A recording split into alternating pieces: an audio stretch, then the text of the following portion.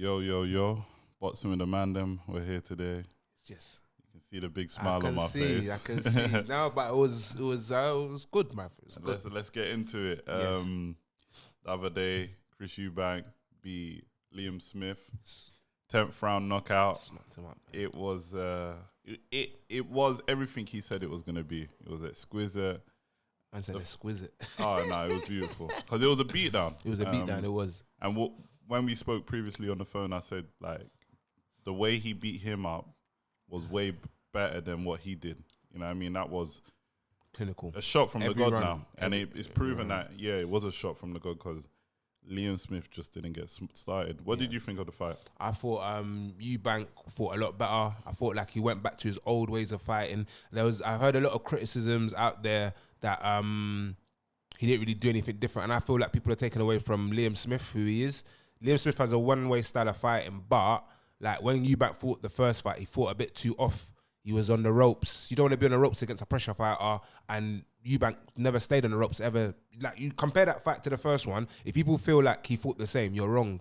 He fought differently. He didn't stay on the ropes. He wasn't happy to stay on the back foot. He stayed on the center, and if anyhow he came too close, he would hold him, smother him, then twist him around and reclaim the center. He was jabbing a lot more. I felt like the game plan was a lot better. I feel like Bomac definitely came in and helped. I don't feel like he taught him anything new. You don't teach your old dog new tricks, but I felt like he reminded him of what he does well. Your combination punching, you can move fast. Yeah. Although Liam Smith is as quick as, because Liam Smith's a lighter fighter, as quick as you, Liam Smith don't have the tank that you have. He has, Eubank's got a tank. Man was throwing 5 pieces, 6 pieces, 7 pieces like it was KFC, bruv. It was crazy. Do you know what I mean? So I thought it was an excellent performance. The uppercuts, Eubank's best shot is the uppercut. Yep. The uppercuts, it was the uppercut that dropped him the first. Dropped him 3 times. Then the referee was like, you're done. You're done. He battered him though. He battered him. Liam wasn't the same. Liam had some back injury problems. Liam had a lot of issues, but in this life, everyone's got issues. Yeah. You feel me? If I come and say I'm... Because if he had won, nobody will say anything. Was it not the first fight that he still had them back issues? So, like, yeah, you're not 100% right. Everyone's got a reason for why they lose, innit? But he lost. And Eubank proved he was the better fighter, and I feel like if they had a third fight, Eubank will beat him again, because that beating was I think that performance was better than Liam Williams. I feel like him and Roy Jones are not a good gel, because Roy Jones tries to get you to fight like Roy Jones, whereas a coach's job really is just to make sure that you're still with the fundamentals. Any flares or sparks of talent that you have, the coach is not meant to give you that swagger about you. The coach is meant to say jab, defend, the little things. Yeah. And if you want to do you know what I mean, and do up the little like swagger moments, that's your own style. Do you know what I mean? Whereas Roy Jones tries to implement his style onto you, and I just feel like they don't work for coaching. I feel like if he had fought that way against Liam Smith, against Liam Williams, he would have got the stoppage against Liam Williams as well. I feel like Liam Smith is a better fighter than Liam Williams, so that was a fantastic performance. I'm hearing that he potentially might want to fight Conor. Yeah. I don't like that fight. I don't like it. I think I've looked at the rankings and I was like, GG hasn't got a belt right now. So I personally would prefer for Eubank to go for a world title to complete his career. Of course. The likelihood at the moment, looking at that division, a weak division, there's only one money guy, and that's the Charlo and GG. Is he a money guy compared to the Eubank? Mm-hmm. No, but in the sense of a fight that's pay-per-view worthy. But who's got the titles at middleweight? So it's Charlo. Charlo's got a title? Yeah, Charlo's got a title there. The older one? Yeah. The one that's at middleweight? Yeah. He's got a title there. So his older brother's got a title, and he hasn't defended it in like 2 years. How did he get to? Who did he beat to get the title? Because GG, I remember GG had a title from Marotta or whatever his name is, the Japanese guy that he knocked out. Mm-hmm. Canelo let go of his titles. Then who's got titles at middleweight?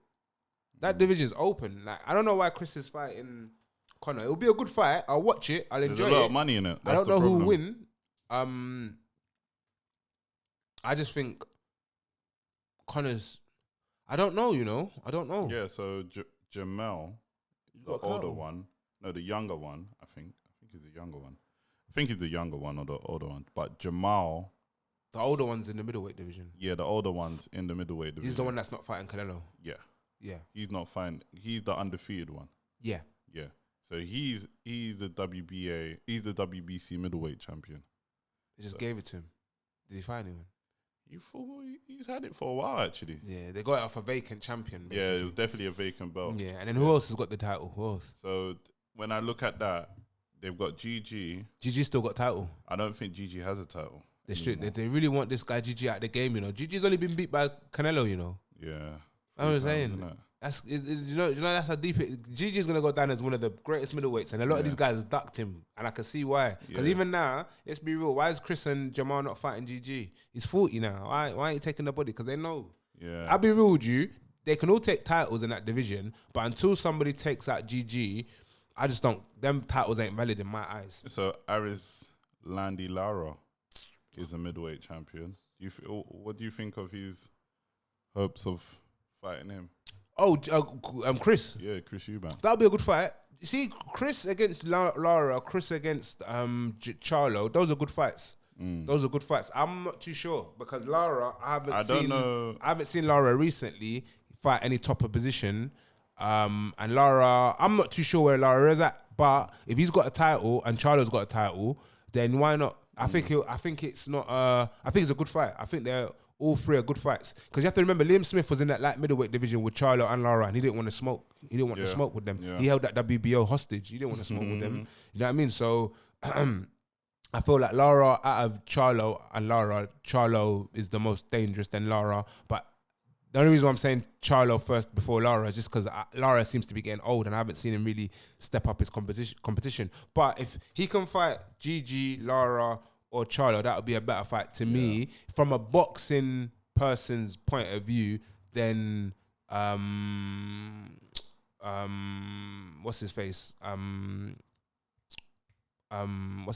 Conor.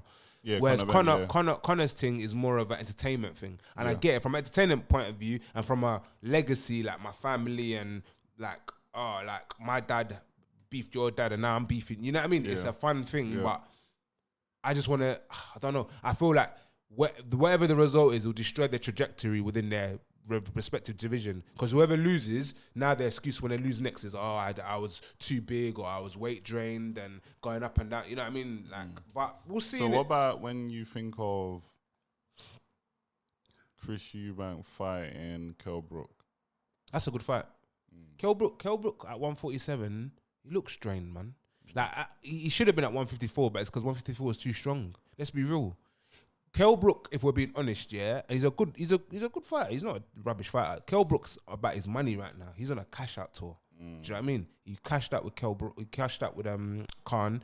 You know what I mean? I'm sure if he sees Eubank that type of money, he's gonna want to take it. So that's a good fight. It's just a nice little warm up fight for Eubank. I think Eubank beats him. Yeah, I don't think Eubank will lose against Kell Brook. I feel like he's a better fighter than Kell Brook. Yeah. I feel it's a good fight though. I don't think it's a oh my gosh, like it's gonna be a mismatch where I feel Kell Brook can make the weight. He's been 160. He fought Triple G. Yeah. He got beat by Triple G, but he fought him, so he's campaigned at 160 before. He can do it again. It's just a case of that's just a nice little in between fight. I would like to see that fight. Like if Conor wants to step up to that fight, he can. But I just feel like for both their respect, Conor's got Ennis. He's got Tiafimo's going to be moving up soon. He's got obviously Crawford's going to be gone. Spencer's going to be gone, but he's still got a couple. You know, the 147 division's got a lot of them lightweights that are coming up. Like what's his face? The one that's unified. Oh, Crawford? No, the unified lightweight champion. Devin. Them guys are all going to be coming up soon Haney, to see you. So you might as well stay and wait for them. And them paydays are going to be sweet. They're not going to be dead paydays. But I guess he's looking at it like, I can get paid, I can take the L, and I can still come back and fight Devin and them boys. I get it. I'm not mad. I don't want to see that fight now. I think the fight is expired. It's not a Mayweather-Pacquiao situation where it's like and the thing about it is, I don't know if it'll grab the world's attention. I think it'll grab the British public, which is cool. It's money. But do I want to see it over? I want to see. Okay, as a fan of Chris Eubank Jr., I would want to see him as a world champion. Yeah. That's just it. As a fan of Conor Benn, I would like to see if he's world level at 147. Because he came in a lot I think he came in at 140.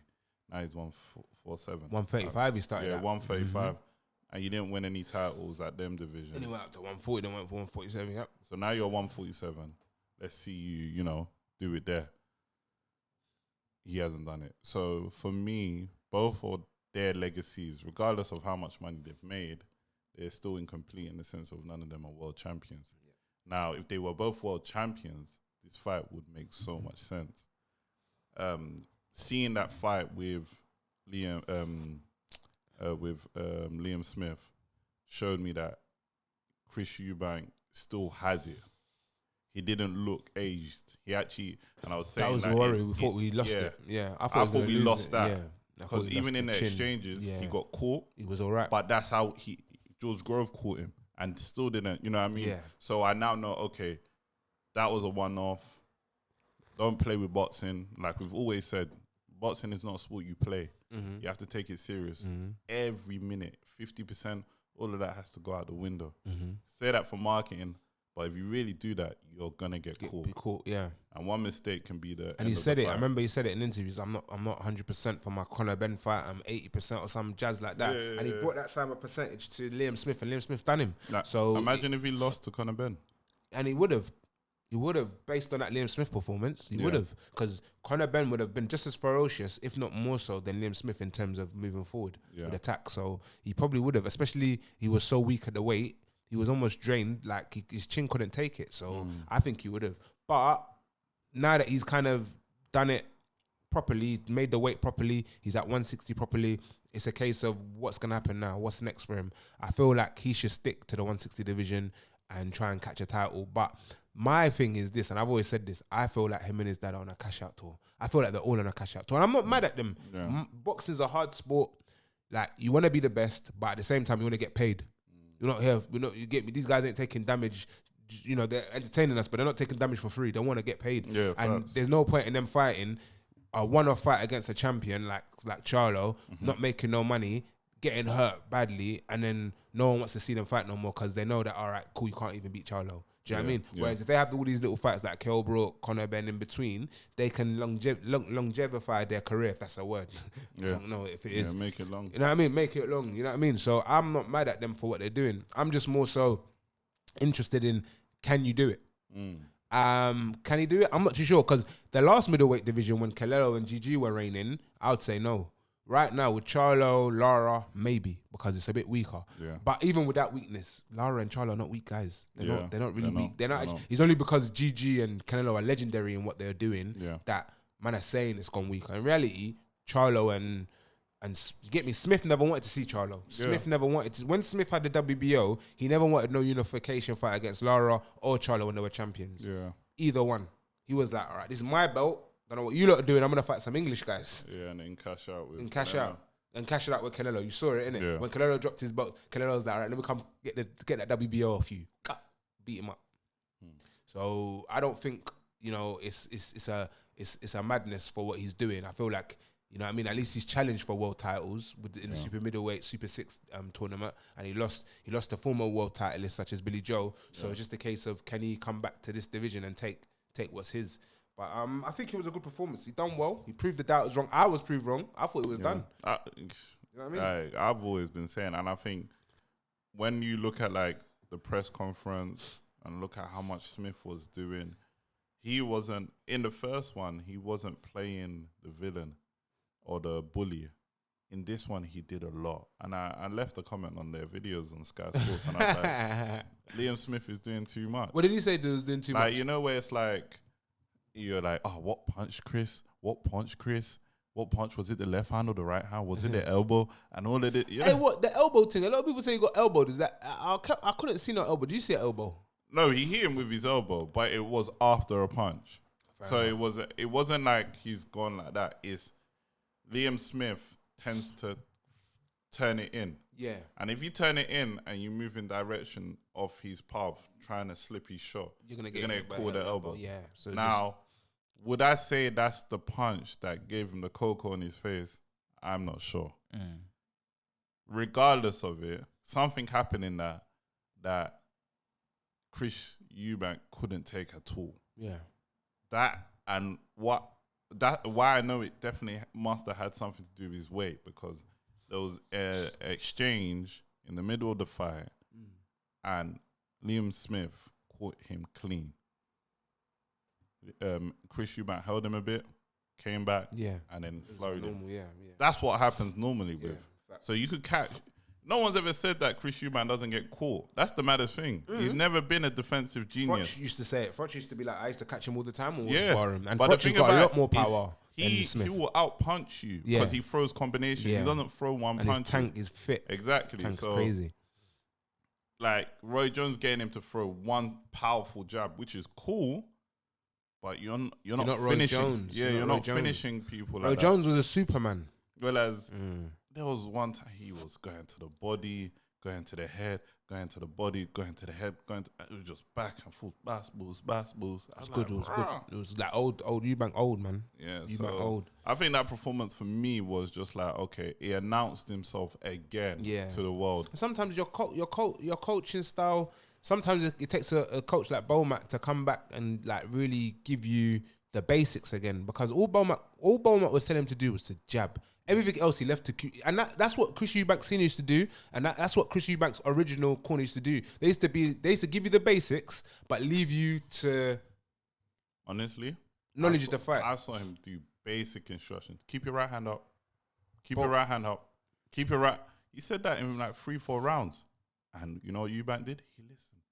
So then it actually also showed me that the relationship Roy Jones and thing. It was too much. Two stars trying to come together. Well as Bomac is not a star in boxing. Yes, exactly. He's actually just a trainer. Yeah. He's gonna gash. You see how like in a horse race, you see how people rub their horse, gas their ego. You're the fastest in the world. Yes, that's how he does his no, fighters. when I was fighting, I used to do this jab, and I used to be like, bah, bah, bah, and that's how I beat James Toney. So if you want to beat Liam Smith, you do that to beat James Toney. You know, it's like, brother, he's not James Toney. This isn't the 90s. It's like, Chris Eubank. I'm Eubank. I don't know what are you my trainer? Or are you just trying to let me know how good you were? And that's the thing you get with a lot of former fighters that turn coaches. It's weird because the best coaches don't play, and the best players don't coach.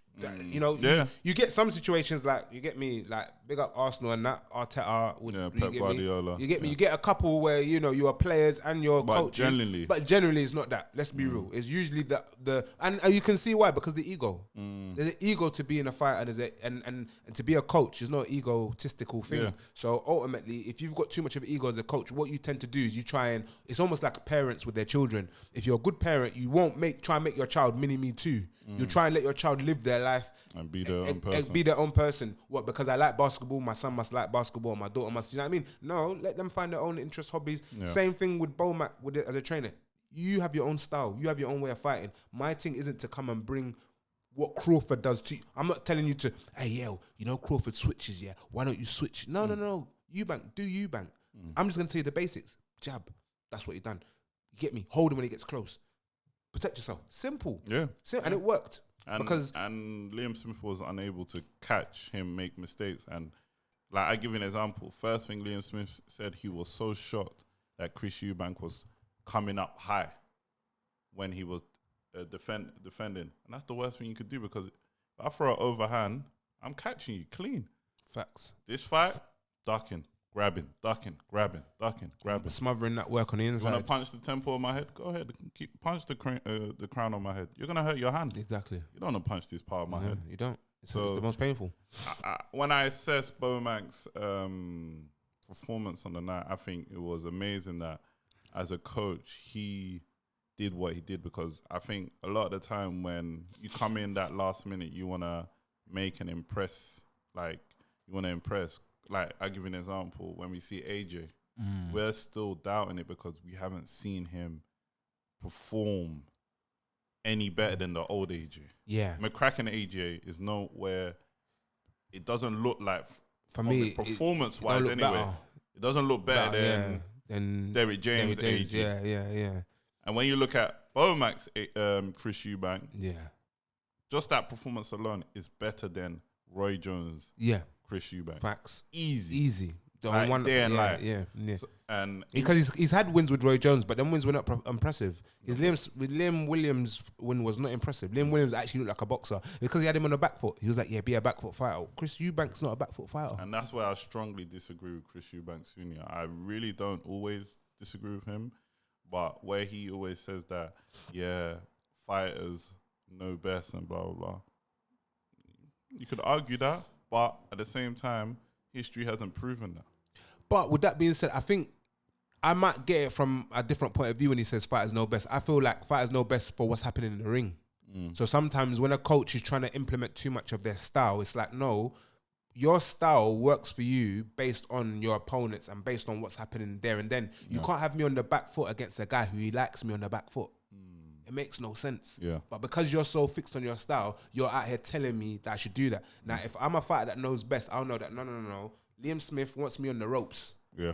Liam Smith wants me to be doing up my best impression of Ali. I need to be in the center of the wing, stopping him from making his move. And I feel like that's the part where I kind of get what Eubank saying, that a coach can't go in there and do a whole game plan for you. A coach is only supposed to be there to be a template for the basics, and then everything else you need to flow off of. And that's where I feel like maybe with his coaching, and this goes back to AJ as well, that's maybe why I'm seeing a problem with AJ's coaching. I feel like my man's doing too much. I feel like AJ needs to be given a bit more freedom to be AJ, because AJ has similar attributes to Eubank in the fact that some of AJ's best punches are the uppercut. Yeah. Some of AJ's best work is through combination punching. Yeah. When AJ lets his hands off in a rhythm, it's crazy. Yeah. And I feel like because AJ's trying to be what Derek James wants him to be, he's losing what makes him AJ. Because every fighter has their own style that no coach can basically tell them to be. It's just your own style. And I feel like sometimes if you do too much as a coach, you water down your fighter to the point where he's almost like a robot. He's now looking at you like, I forgot how to jab. I remember you said that in the last video where you were like, how's AJ sitting there after being a world champion, getting it twice, asking this guy, I don't know how to catch him with my right. This is ingrained in you, bro. This guy should be only showing you the basics of defense and keeping you. But we'll see. You know what I mean? I think I know Bomat's gonna be hot property after that. Yeah, 100. Everyone looking at him like, if you did that, he might get trainer of the year. Yeah. Trainer of the year. For you know what I mean. You've done that for Terence Crawford. Like, people are just gonna be hiring you off that. But I think we didn't do a video about Usyk and Dubois. Yeah, that was a good fight, man. Great fight. Great fight. I'm happy about Dubois' performance. Yeah, it could have been better, but it's like, he can come again. Is Dubois that good? And what it shows is he's not world level.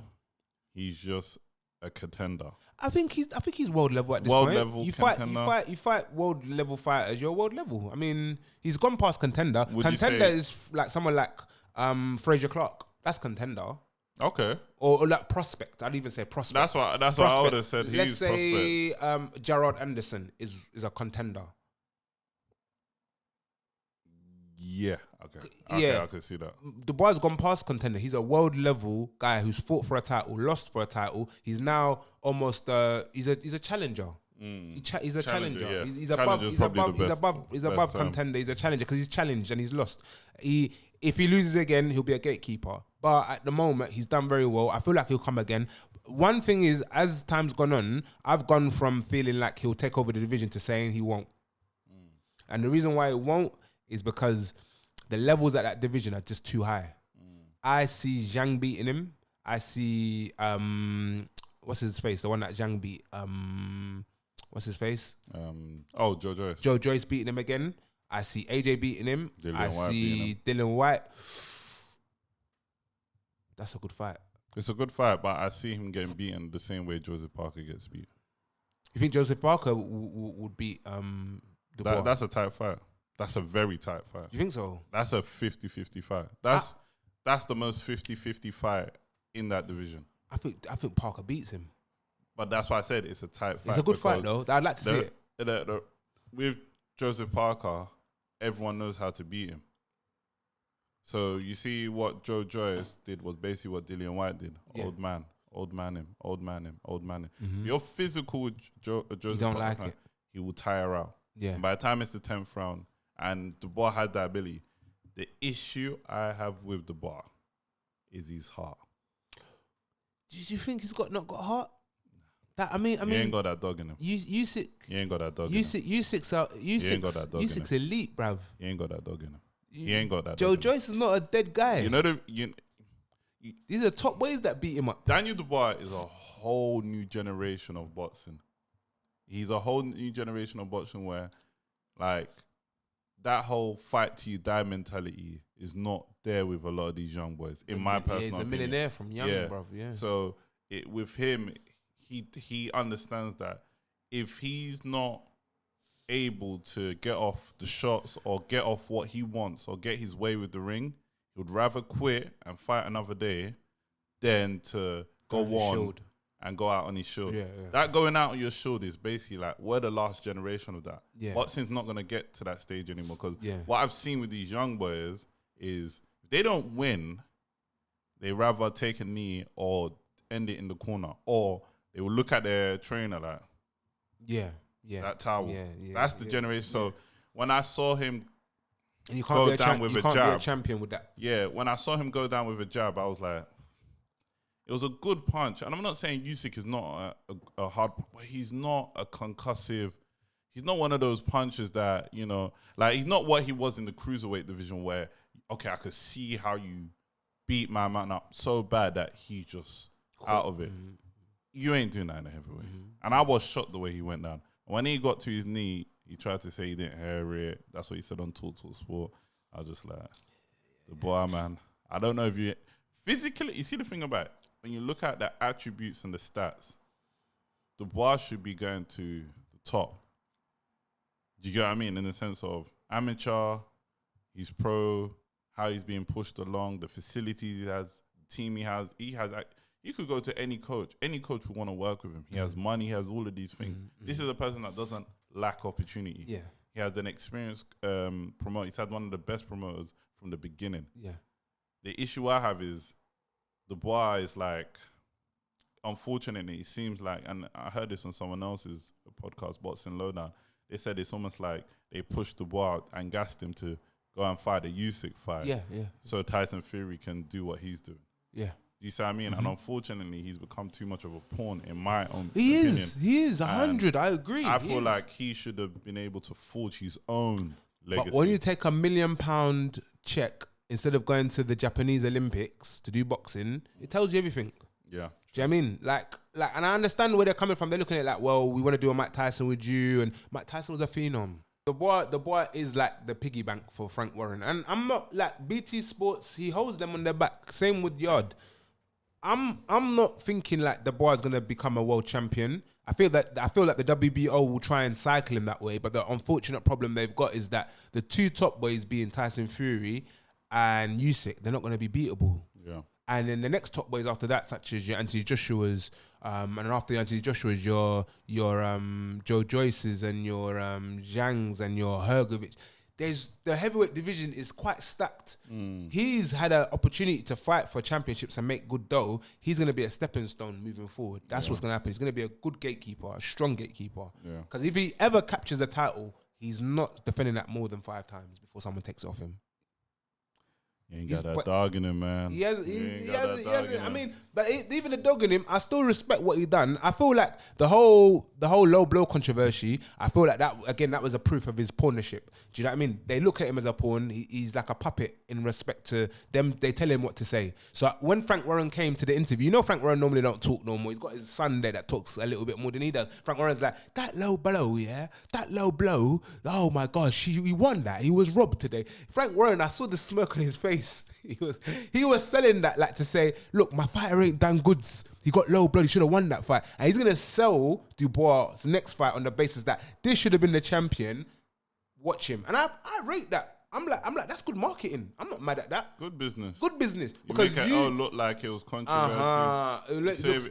Because let's be honest, with boxing, the rules are the rules. I'm not a referee. I'm not a judge.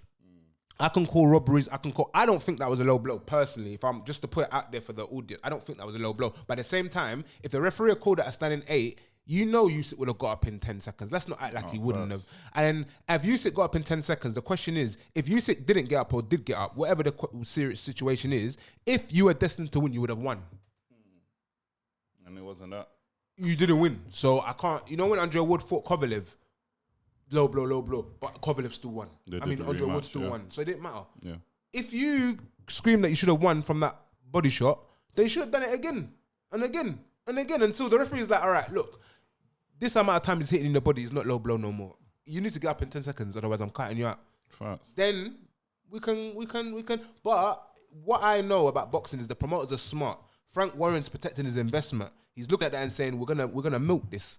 And I'm not mad at it. Like, I want the people them to be like, oh, I should have won that. I was a Usyk. Yeah, make Usyk the bad guy in your mind. Yeah, Usyk needs to have some haters. I like Usyk, but we need, like football and all these hockey and basketball and American football and all these other sports. You have your sides. Yeah. There's gonna be people now that are looking at Usyk like, you're the bad guy. Tyson Fury, you need to beat this guy. He cheated against Dubois, my favorite friend. Do you know what I mean? And then likewise, I want to see people that feel the same energy for Tyson Fury. There needs to be that division for the fans to get hungry for these fights. I have people that don't like Anthony Joshua, and I'm like, what the fuck? I like that. I need that. I want to criticize Anthony Joshua. And I want people to be like, how dare you? He's my favorite fighter. I want that because that's what you call a sport. That's what sport is my side against your side. My opinion and where my heart is in regards to where things are going against your mind and heart. If we all agree, it's boring. Do you get it? So at the end of the day, I don't mind them calling Usyk this, calling Usyk that, saying that he's a cheater, saying he ain't got heart. And the same way some people are looking at Dubois saying he ain't got heart, it's okay. Just know that Usyk's up there. He's a top boy. He won that fight. He won that fight. But I appreciate Dubois for what he done. Usyk to me is one of them fighters. Yeah, he looks beatable. He looks like he can get him.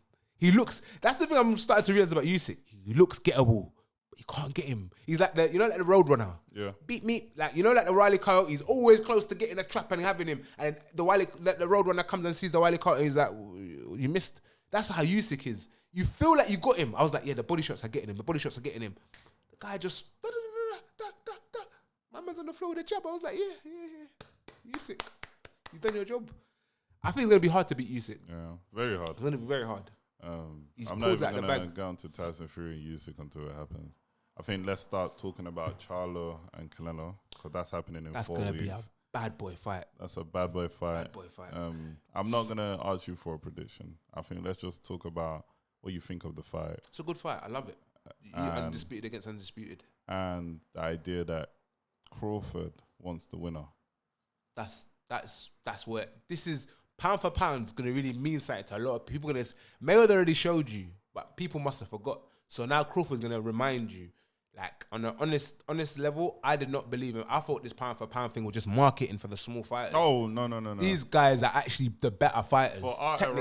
Technically. For our era, this is the first time that we experienced the whole pound for pound thing really being, okay, I'm pound per pound at middleweight, and I'm going to go superweight, become a pound per pound there, go to light heavyweight, and so and so.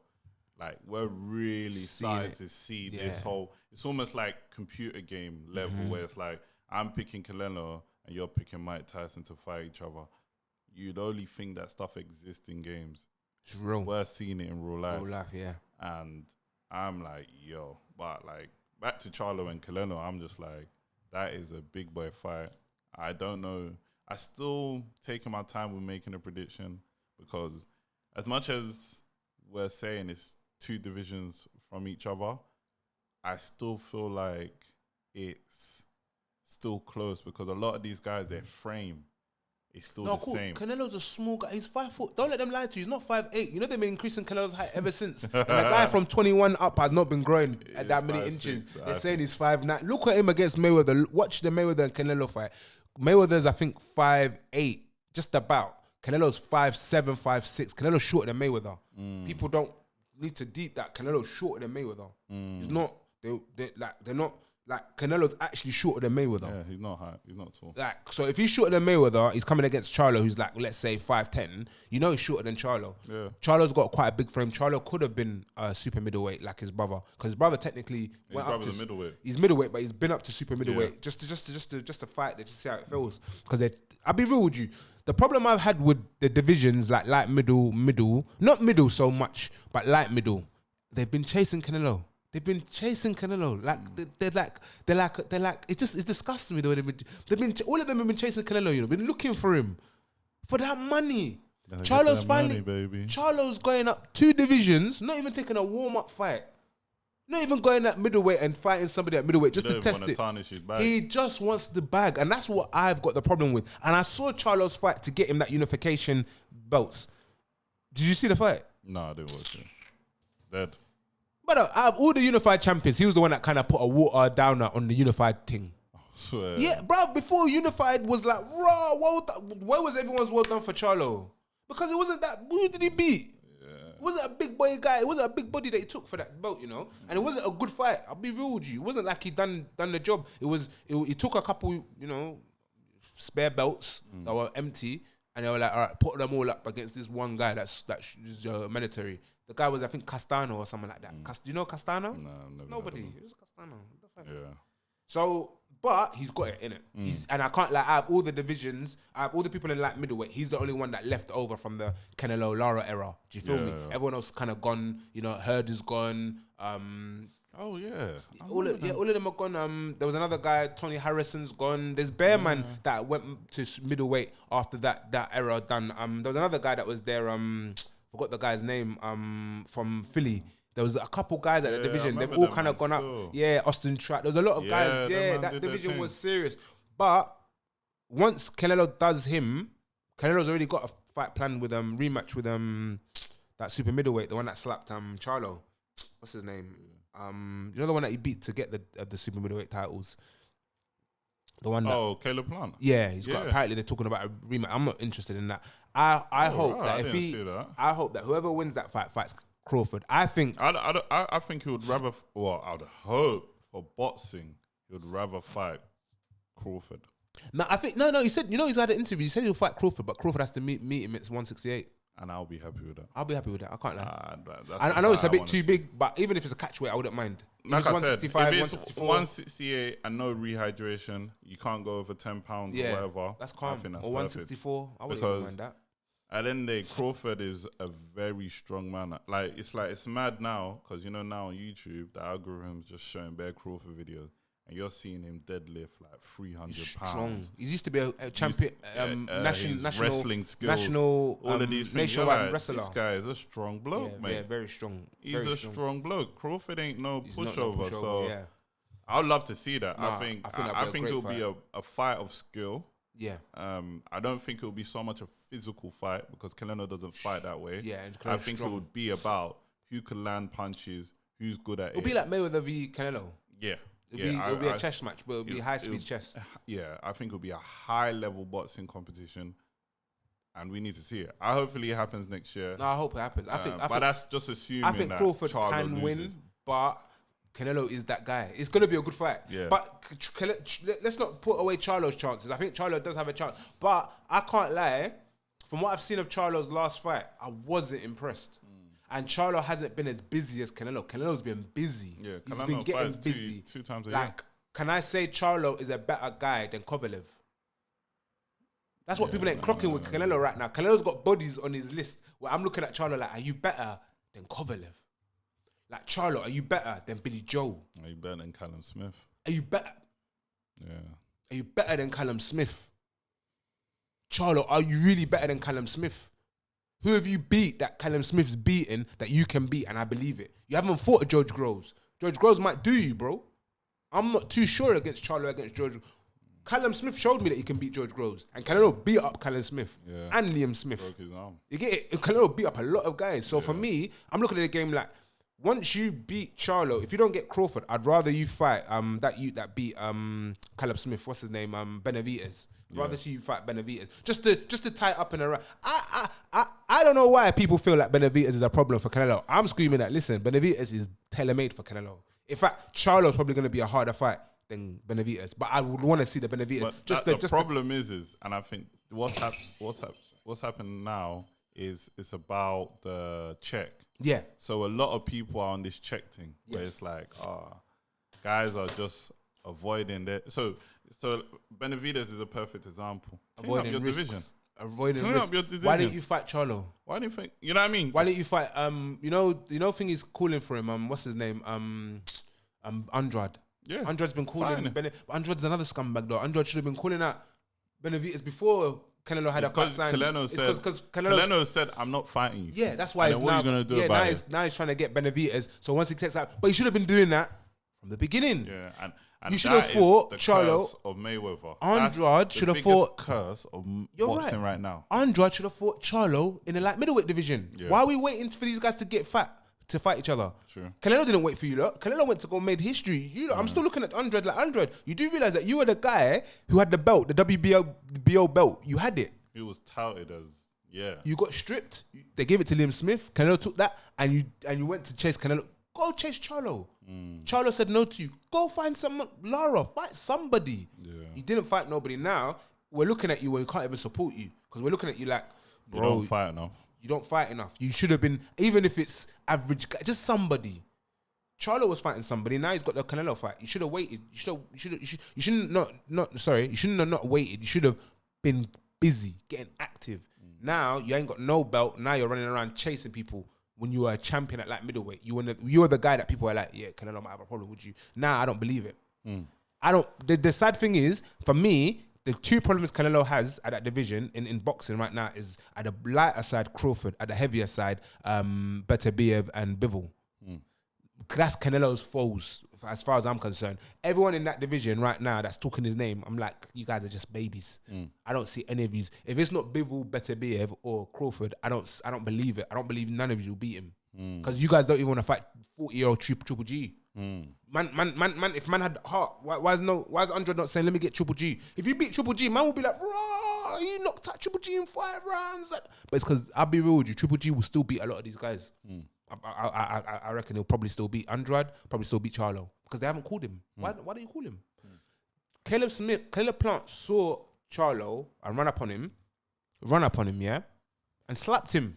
He slapped him.